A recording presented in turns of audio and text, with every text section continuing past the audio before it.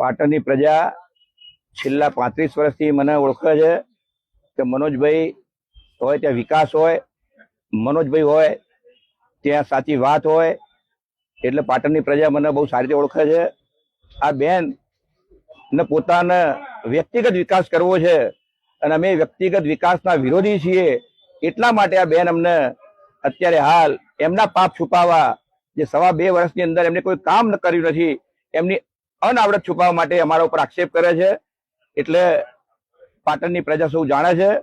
એમના અનેક કામો એવા છે કે જે અત્યારે અમે કહી શકતા નથી.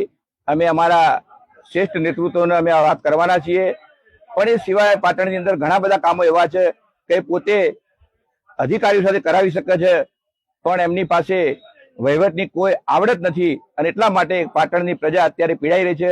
પાટણની અંદર રખડતા ઢોરોની અનેક સમસ્યાઓ છે, એમાં કોઈ સુધરાઈ સભ્ય રોડા નાખતું નથી. એ એમનો વ્યક્તિગત વિષય છે, એમને કાલ કરવું હોય તો પણ કરી શકે, એ કામ કરતા નથી. પાટણની અંદર અનેક જગ્યાએ અત્યારે રોડ રસ્તાઓ તૂટી ગયા છે.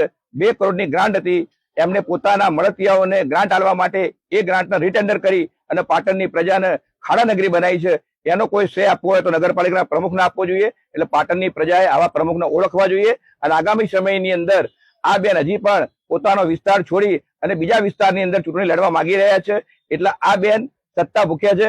પોતાના વ્યક્તિગત વિકાસ માટે આજે પાટણની પ્રજાને જે પ્રમાણે અત્યારે અંધેરામાં ધકી રહ્યા છે, એ એમનું પાપ છુપાવવા માટે અમારા ઉપર આક્ષેપ કરી રહ્યા છે.